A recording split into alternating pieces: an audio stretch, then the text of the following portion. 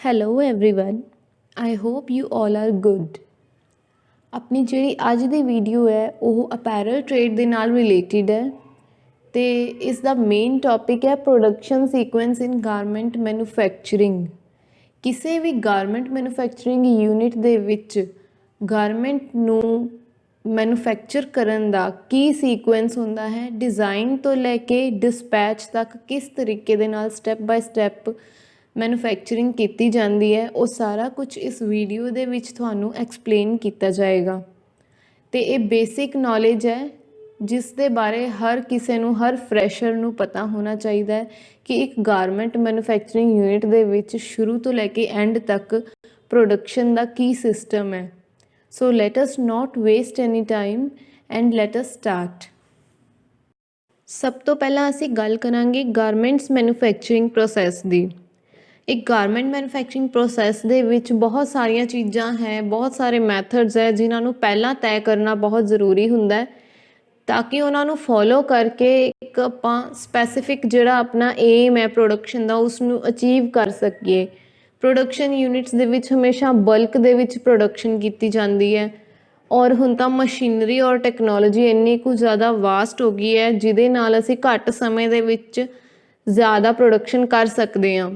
Industrial base 'ਤੇ ਵੀ ਕੁਝ ਇਸ ਤਰ੍ਹਾਂ ਦੇ ਸਰਟੇਨ ਏਰੀਆਜ਼ ਹੁੰਦੇ ਹਨ ਜਾਂ ਫਿਰ ਸੀਕੁਐਂਸ ਹੁੰਦੀ ਹੈ ਜਿਹੜੀ ਪਹਿਲਾਂ ਤੋਂ ਹੀ ਨਿਰਧਾਰਿਤ ਕੀਤੀ ਗਈ ਹੁੰਦੀ ਹੈ ਅਤੇ ਉਹਨਾਂ ਨੂੰ ਫੋਲੋ ਕਰਕੇ ਹੀ ਗਾਰਮੈਂਟਸ ਦੀ ਮੈਨੂਫੈਕਚਰਿੰਗ ਕੀਤੀ ਜਾਂਦੀ ਹੈ।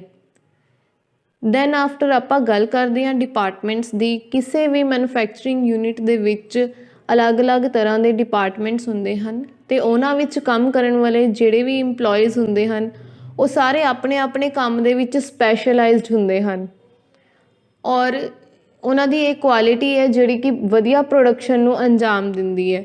ਫੋਰ ਐਗਜ਼ਾਮਪਲ ਡਿਜ਼ਾਈਨ ਡਿਪਾਰਟਮੈਂਟ ਹੈ, ਉਹਦੇ ਵਿੱਚ ਡਿਜ਼ਾਈਨਰ ਡਿਜ਼ਾਈਨ ਤਿਆਰ ਕਰਨ ਵਾਸਤੇ ਹੀ ਇੱਕ ਸਪੈਸ਼ਲਾਈਜ਼ਡ ਪਰਸਨ ਹੁੰਦਾ ਹੈ। ਡਿਜ਼ਾਈਨ ਤਿਆਰ ਕੀਤੇ ਬਿਨਾਂ ਕਿਸੇ ਵੀ ਗਾਰਮੈਂਟ ਦੀ ਮੈਨੂਫੈਕਚਰਿੰਗ ਨਹੀਂ ਕੀਤੀ ਜਾ ਸਕਦੀ। ਇੱਦਾਂ ਹੀ ਬਹੁਤ ਸਾਰੇ ਡਿਪਾਰਟਮੈਂਟਸ ਹਨ। ਕਟਿੰਗ ਡਿਪਾਰਟਮੈਂਟ ਹੈ, ਸਿਊਇੰਗ ਡਿਪਾਰਟਮੈਂਟ ਹੈ, ਪੈਟਰਨ ਮੇਕਿੰਗ ਡਿਪਾਰਟਮੈਂਟ ਹੈ, finishing department, quality control department, checking and packing department, dispatch department. ਹਰ ਡਿਪਾਰਟਮੈਂਟ 'ਚ ਕੰਮ ਕਰਨ ਵਾਲੇ ਇੰਪਲੋਈਜ਼ ਆਪਣੇ ਆਪਣੇ ਕੰਮ ਦੇ ਵਿੱਚ ਬਹੁਤ ਜ਼ਿਆਦਾ ਸਪੈਸ਼ਲਾਈਜ਼ਡ ਪਰਸਨਸ ਹੁੰਦੇ ਹਨ ਅਤੇ ਇਕੁਅਲੀ ਇੰਪੋਰਟੈਂਟ ਹੁੰਦੇ ਹਨ ਇਹ ਸਾਰੇ ਦੇ ਸਾਰੇ ਡਿਪਾਰਟਮੈਂਟਸ ਕਿਸੇ ਵੀ ਪ੍ਰੋਡਕਸ਼ਨ ਨੂੰ ਸਹੀ ਟਾਈਮ 'ਤੇ ਪੂਰਾ ਕਰਨ ਵਿੱਚ। Now let us have a look on this flow chart ਜਿਹਦੇ ਵਿੱਚ ਇਹ ਡਿਸਕ੍ਰਾਈਬ ਕੀਤਾ ਗਿਆ ਹੈ ਕਿ ਮੈਨੂਫੈਕਚਰਿੰਗ ਯੂਨਿਟ ਦੇ ਵਿੱਚ ਫਸਟ ਸਟੈਪ ਤੋਂ ਲੈ ਕੇ ਲਾਸਟ ਸਟੈਪ ਤੱਕ ਕਿਹੜੇ ਫੰਕਸ਼ਨਸ ਹਨ ਜਿਹੜੇ ਕਿ ਸਟੈਪ ਬਾਏ ਸਟੈਪ ਪਰਫੋਰਮ ਕਰਨੇ ਪੈਂਦੇ ਹਨ। ਫਸਟ ਨੰਬਰ 'ਤੇ ਹੈ ਡਿਜ਼ਾਈਨ ਜਾਂ ਸਕੈਚ, ਜਿਹਦੇ ਵਿੱਚ ਇੱਕ ਡਿਜ਼ਾਈਨਰ ਕਿਸੇ ਵੀ ਡਰੈਸ ਦਾ ਡਿਜ਼ਾਈਨ ਜਾਂ ਸਕੈਚ ਤਿਆਰ ਕਰਦਾ ਹੈ। ਨੰਬਰ 2 'ਤੇ ਹੈ ਪੈਟਰਨ ਡਿਜ਼ਾਈਨ, ਜਿਹਦੇ ਵਿੱਚ ਜਦੋਂ ਕੋਈ ਵੀ ਸਕੈਚ ਜਾਂ ਡਿਜ਼ਾਈਨ ਅਪਰੂਵ ਹੋ ਜਾਂਦਾ ਹੈ ਤਾਂ ਉਸ ਦਾ ਇੱਕ ਪੈਟਰਨ ਬਣਦਾ ਹੈ। ਪੈਟਰਨ ਬਣਨ ਤੋਂ ਬਾਅਦ ਥਰਡ ਨੰਬਰ 'ਤੇ ਉਸ ਦਾ ਇੱਕ ਸੈਂਪਲ ਗਾਰਮੈਂਟ ਬਣਦਾ ਹੈ। ਸੈਂਪਲ ਗਾਰਮੈਂਟ ਜਦੋਂ ਅਪਰੂਵ ਹੋ ਜਾਂਦਾ ਹੈ ਤਾਂ ਉਸ ਦੀ ਬਲਕ ਵਿੱਚ ਅੱਗੋਂ ਪ੍ਰੋਡਕਸ਼ਨ ਹੋਣੀ ਹੁੰਦੀ ਹੈ ਅਤੇ ਫੋਰਥ ਨੰਬਰ 'ਤੇ ਪ੍ਰੋਡਕਸ਼ਨ ਪੈਟਰਨ ਉਸ ਸੈਂਪਲ ਦੇ ਬੇਸ 'ਤੇ ਰੈਡੀ ਕੀਤਾ ਜਾਂਦਾ ਹੈ। ਜਦੋਂ ਪ੍ਰੋਡਕਸ਼ਨ ਪੈਟਰਨ ਰੈਡੀ ਹੋ ਜਾਂਦਾ ਹੈ ਤਾਂ ਉਸ ਤੋਂ ਬਾਅਦ ਗ੍ਰੇਡਿੰਗ ਹੁੰਦੀ ਹੈ ਜਿਹਦੇ ਵਿੱਚ ਇੱਕ ਸਟੈਂਡਰਡ ਪੈਟਰਨ ਦੇ ਸਾਈਜ਼ਸ ਨੂੰ ਘਟਾਇਆ ਜਾਂ ਵਧਾਇਆ ਜਾਂਦਾ ਹੈ ਅਤੇ ਸਾਨੂੰ ਹੋਰ ਕਈ ਸਟੈਂਡਰਡ ਸਾਈਜ਼ਸ ਮਿਲ ਜਾਂਦੇ ਹਨ। ਉਸ ਤੋਂ ਬਾਅਦ ਮਾਰਕਰ ਮੇਕਿੰਗ ਹੁੰਦੀ ਹੈ ਜਿਹਦੇ ਵਿੱਚ ਕੱਪੜੇ ਦਾ ਐਸਟੀਮੇਟ ਲਗਾਇਆ ਜਾਂਦਾ ਹੈ ਕਿ ਘੱਟ ਤੋਂ ਘੱਟ ਫੈਬਰਿਕ ਵੇਸਟ ਕਰਕੇ ਜ਼ਿਆਦਾ ਤੋਂ ਜ਼ਿਆਦਾ ਕਿੱਦਾਂ ਗਾਰਮੈਂਟਸ ਨੂੰ ਪ੍ਰੋਡਿਊਸ ਕੀਤਾ ਜਾ ਸਕਦਾ ਹੈ। ਉਸ ਤੋਂ ਬਾਅਦ ਕੱਪੜੇ ਦੀ ਸਪਰੈਡਿੰਗ ਹੋਣੀ ਹੁੰਦੀ ਹੈ ਜੋ ਕਿ ਦੋ ਮੈਥਡਸ ਨਾਲ ਹੁੰਦੀ ਹੈ, ਜਾਂ ਮੈਨੂਅਲ ਜਾਂ ਫਿਰ ਵਾਇਆ ਮਸ਼ੀਨ।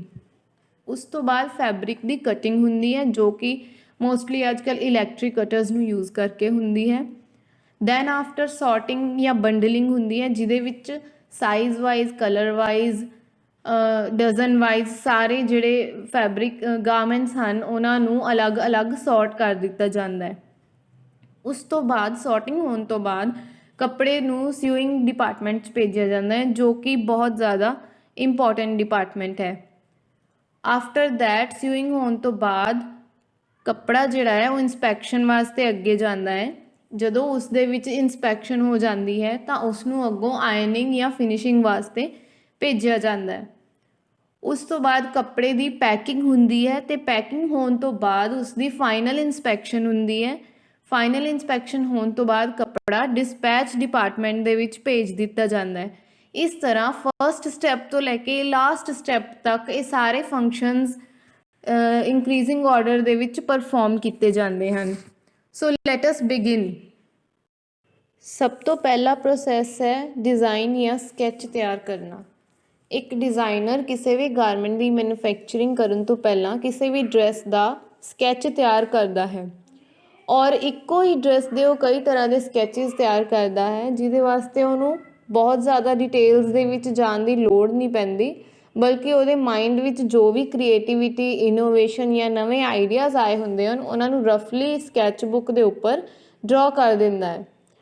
ਉਸ ਤੋਂ ਬਾਅਦ ਇਹ ਜਿਹੜੇ ਸਕੈਚਿਸ ਹੁੰਦੇ ਹਨ ਇਹਨਾਂ ਨੂੰ ਇੱਕ ਡਿਜ਼ਾਈਨਰਸ ਦਾ ਪੈਨਲ ਹੁੰਦਾ ਹੈ ਜੋ ਕਿ ਇਹਨਾਂ ਨੂੰ ਐਨਾਲਾਈਜ਼ ਕਰਦਾ ਹੈ ਅਤੇ ਕੁਝ ਫਿਊ ਸਕੈਚਿਸ ਜਿਹੜੇ ਆ ਉਹਨਾਂ ਨੂੰ ਸਿਲੈਕਟ ਕਰਦਾ ਹੈ।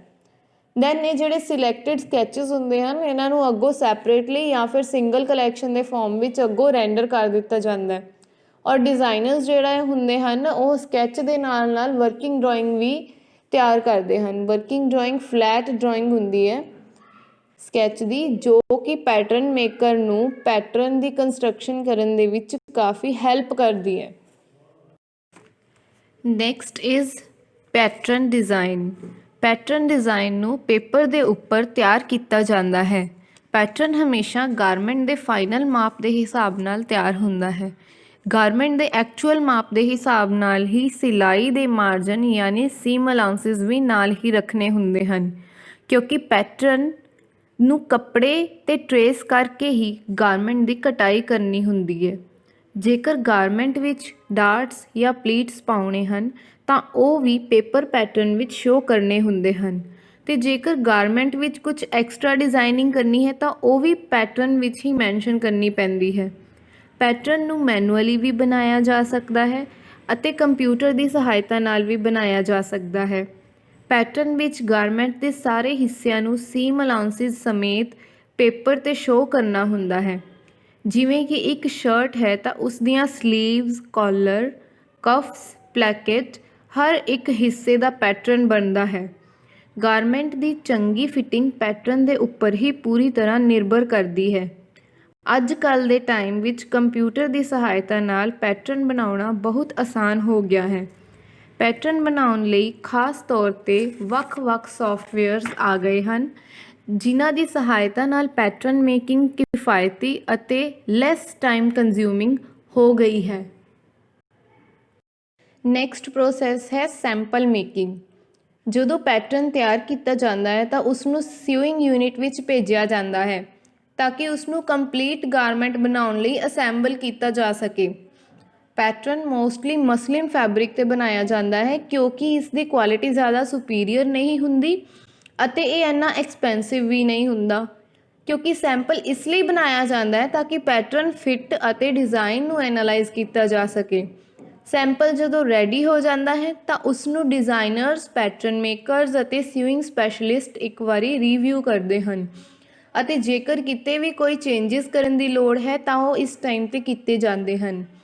ਕੱਪੜੇ ਦੀ ਬਲਕ ਵਿੱਚ ਪ੍ਰੋਡਕਸ਼ਨ ਕਰਨ ਤੋਂ ਪਹਿਲਾਂ ਸੈਂਪਲ ਬਣਾਉਣਾ ਬਹੁਤ ਜ਼ਰੂਰੀ ਹੈ ਕਿਉਂਕਿ ਇਹ ਸੈਂਪਲ ਮਾਰਕੀਟ ਵਿੱਚ ਐਨਾਲਾਈਜ਼ ਹੋਣ ਲਈ ਜਾਂਦਾ ਹੈ ਅਤੇ ਇਸ ਦੀ ਬਾਇਰਸ ਨੂੰ ਅਟਰੈਕਟ ਕਰਨ ਵਿੱਚ ਮੁੱਖ ਭੂਮਿਕਾ ਹੁੰਦੀ ਹੈ।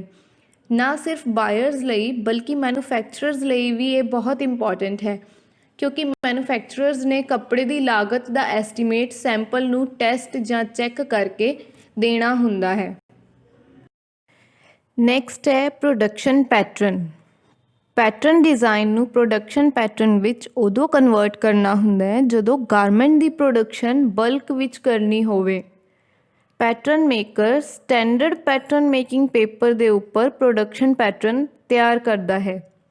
ਇਹ ਪੇਪਰ ਵੇਰੀਅਸ ਗ੍ਰੇਡਸ ਦੇ ਨਾਲ ਬਣੇ ਹੁੰਦੇ ਹਨ ਅਤੇ ਮੋਸਟ ਇੰਪੋਰਟੈਂਟ ਕੰਪੋਨੈਂਟ ਹੈ ਟਿਸ਼ੂ ਪੇਪਰ ਪੈਟਰਨ, ਜਿਹੜਾ ਬਹੁਤ ਹੀ ਹਲਕਾ ਅਤੇ ਪਤਲਾ ਹੁੰਦਾ ਹੈ ਅਤੇ ਇਹ ਈਜ਼ੀਲੀ ਅਵੇਲੇਬਲ ਨਹੀਂ ਹੁੰਦਾ ਬਲਕਿ ਕਮਰਸ਼ੀਅਲੀ ਅਵੇਲੇਬਲ ਹੁੰਦਾ ਹੈ। ਇਸ ਦਾ ਵੇਟ 3.4 kgs ਹੁੰਦਾ ਹੈ। ਪ੍ਰੋਡਕਸ਼ਨ ਪੈਟਰਨ ਹਮੇਸ਼ਾ ਐਕੂਰੇਟ ਹੁੰਦਾ ਹੈ। ਪ੍ਰੋਡਕਸ਼ਨ ਪੈਟਰਨ ਨੂੰ ਗ੍ਰੇਡਿੰਗ ਲਈ ਵੀ ਇਸਤੇਮਾਲ ਕੀਤਾ ਜਾਂਦਾ ਹੈ। ਫੈਬਰਿਕ ਲੇਆਊਟ ਵੀ ਇਸ ਦੇ ਨਾਲ ਪ੍ਰਿਪੇਅਰ ਕੀਤਾ ਜਾਂਦਾ ਹੈ ਔਰ ਇਹ ਹਮੇਸ਼ਾ ਐਰਰ ਰਹਿਤ ਹੁੰਦਾ ਹੈ, ਇਸ ਵਿੱਚ ਕੋਈ ਮਿਸਟੇਕ ਨਹੀਂ ਹੁੰਦੀ। ਗਾਰਮੈਂਟ ਪੈਟਰਨਸ ਜਿਹੜੇ ਹੈ ਉਹਨਾਂ ਨੂੰ ਦੋ ਤਰੀਕਿਆਂ ਦੇ ਨਾਲ ਕੰਸਟਰਕਟ ਕੀਤਾ ਜਾ ਸਕਦਾ ਹੈ। ਇੱਕ ਤਾਂ ਹੁੰਦਾ ਮੈਨੂਅਲ ਮੈਥਡ, ਦੂਸਰਾ ਹੈ CAD ਜਾਂ CAM method. CAD means computer aided designing and CAM means computer aided manufacturing।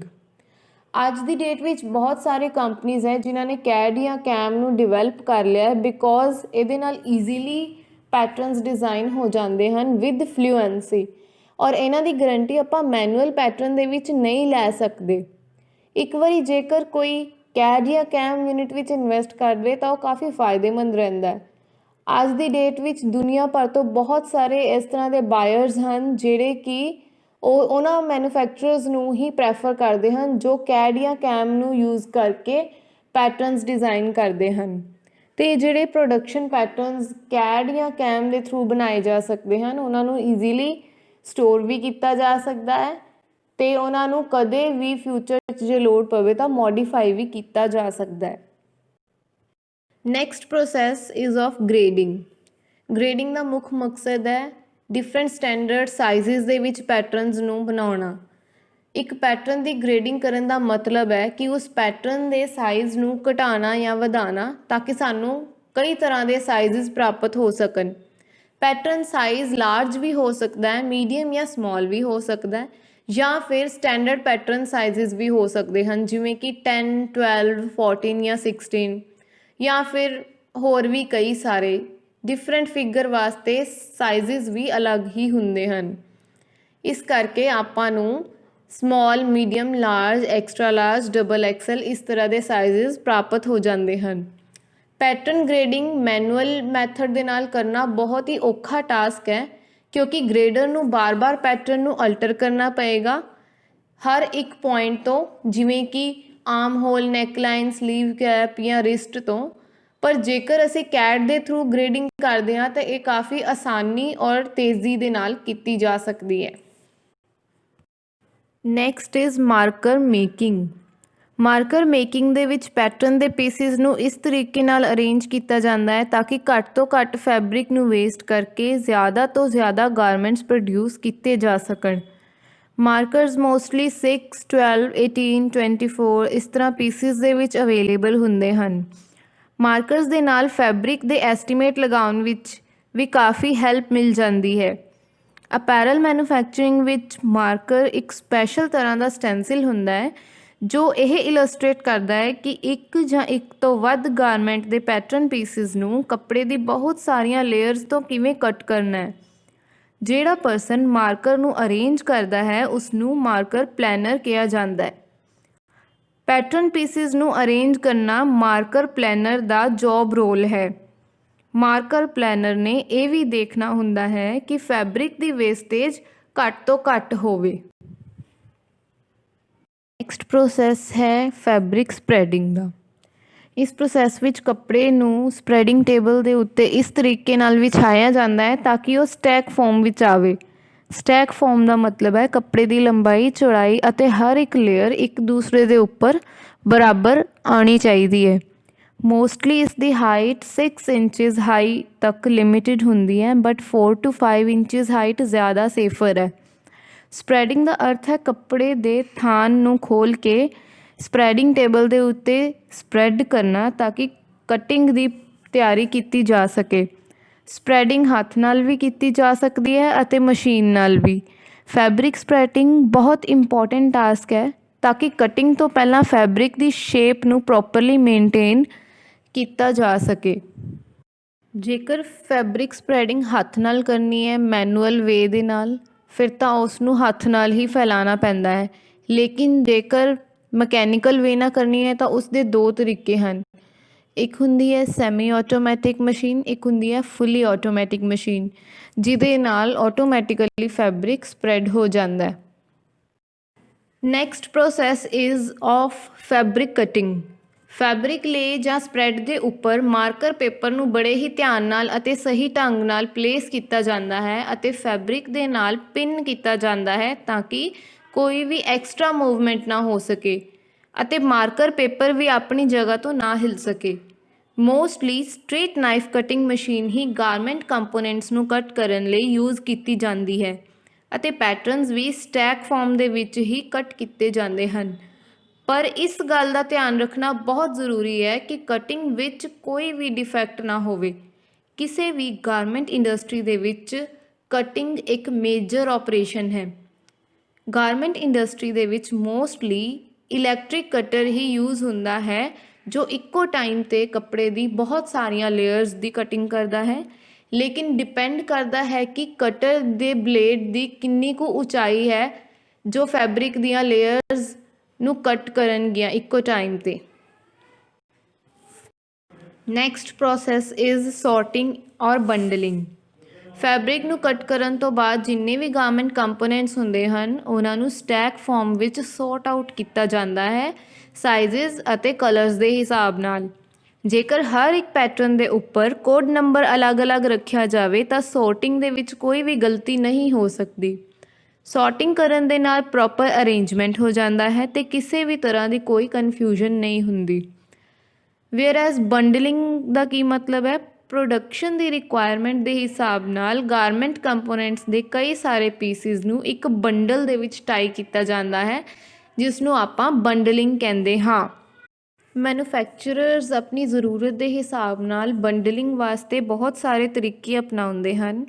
ਬੰਡਲਿੰਗ ਦੇ ਜਿਹੜੇ ਵਰਕਰਸ ਹੁੰਦੇ ਹਨ ਉਹ ਕੁਆਲਿਟੀ ਕੰਟਰੋਲ ਫੰਕਸ਼ਨਸ ਵੀ ਦੇਖਦੇ ਹਨ, ਗਾਰਮੈਂਟ ਦੇ ਪੀਸਿਸ ਨੂੰ ਚੰਗੀ ਤਰ੍ਹਾਂ ਇੰਸਪੈਕਟ ਕਰਦੇ ਹਨ ਕਿ ਕੋਈ ਵੀ ਕਟਿੰਗ ਜਾਂ ਫੈਬਰਿਕ ਦੇ ਵਿੱਚ ਕੋਈ ਵੀ ਪ੍ਰੋਬਲਮ ਨਾ ਹੋਵੇ ਜਾਂ ਕੋਈ ਹੋਰ ਤਰ੍ਹਾਂ ਦਾ ਡਿਫੈਕਟ ਵੀ ਫੈਬਰਿਕ ਦੇ ਵਿੱਚ ਨਾ ਹੋਵੇ।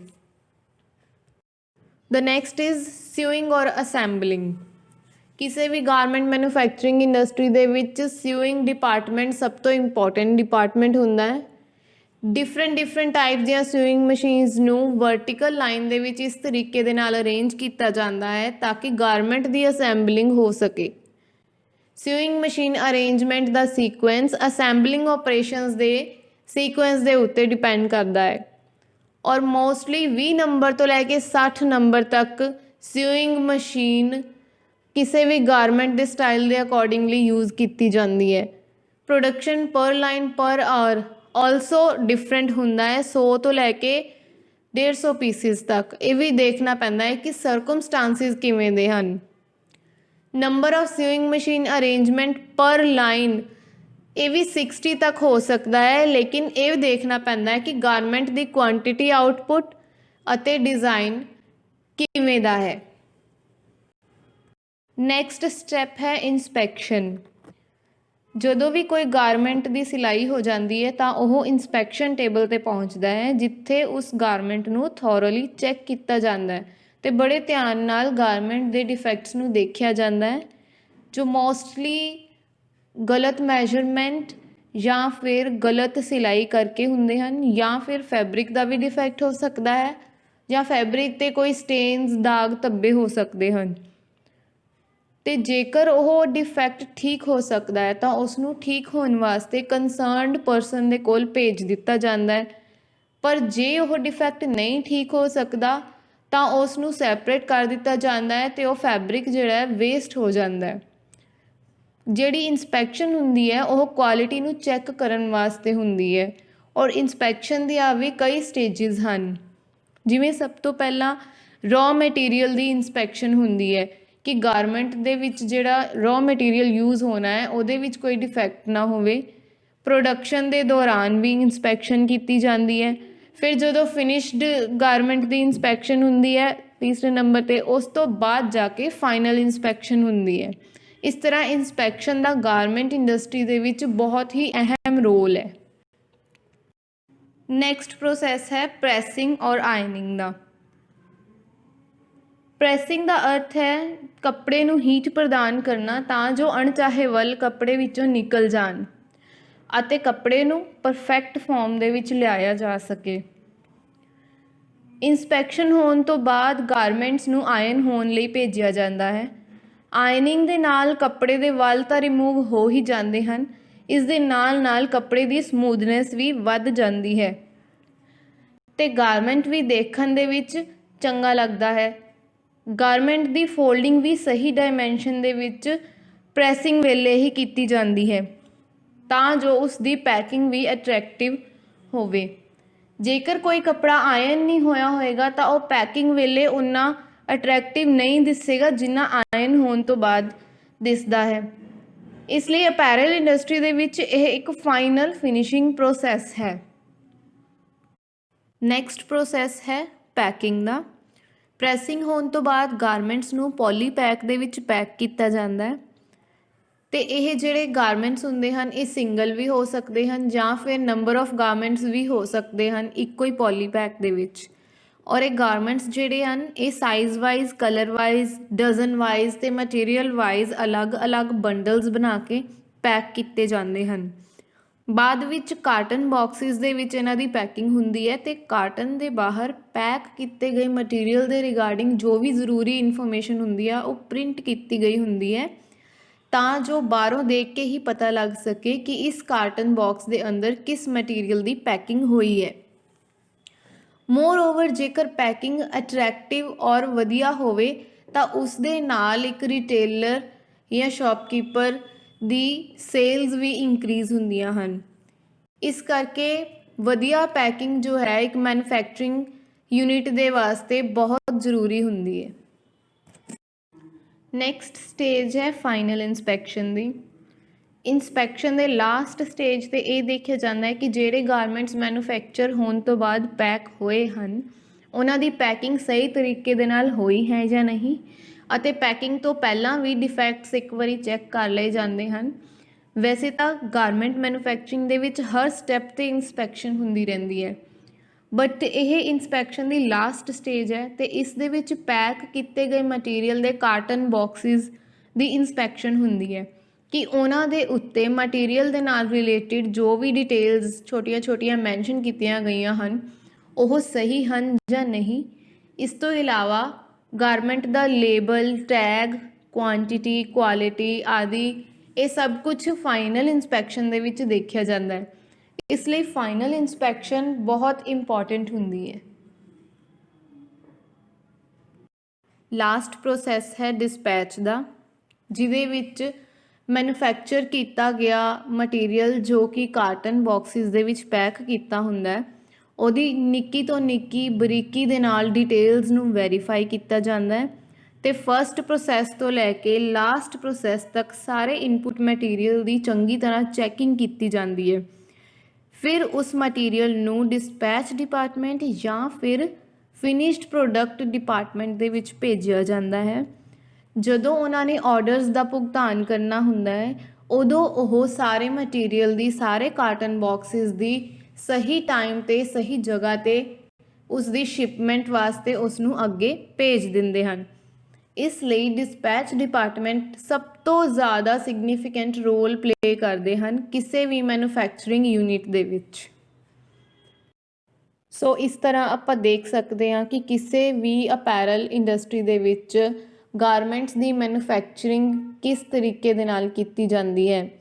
ਇਹਨਾਂ ਫੰਕਸ਼ਨਸ ਨੂੰ ਸਟੈਪ ਬਾਏ ਸਟੈਪ ਪਰਫੋਰਮ ਕਰਨ ਤੋਂ ਬਾਅਦ ਹੀ ਡਿਜ਼ਾਇਰਡ ਏਮ ਜਿਹੜਾ ਹੈ ਉਹ ਅਚੀਵ ਕੀਤਾ ਜਾ ਸਕਦਾ ਹੈ।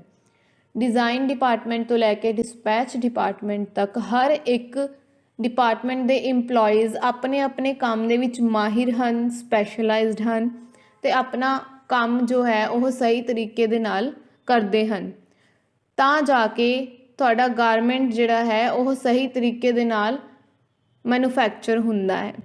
ਜੇਕਰ ਇੱਕ ਵੀ ਡਿਪਾਰਟਮੈਂਟ ਕਿਸੇ ਮੈਨੂਫੈਕਚਰਿੰਗ ਯੂਨਿਟ ਦੇ ਵਿੱਚ ਨਹੀਂ ਹੈ ਤਾਂ ਉਸ ਦੀ ਪ੍ਰੋਡਕਸ਼ਨ ਰੁਕ ਜਾਂਦੀ ਹੈ। ਇਸ ਲਈ step by step ascending order ਦੇ ਵਿੱਚ ਇਹਨਾਂ ਫੰਕਸ਼ਨਸ ਨੂੰ ਪਰਫੋਰਮ ਕਰਨਾ ਹਰ ਇੱਕ ਮੈਨੂਫੈਕਚਰਿੰਗ ਯੂਨਿਟ ਲਈ ਬਹੁਤ ਇੰਪੋਰਟੈਂਟ ਹੈ।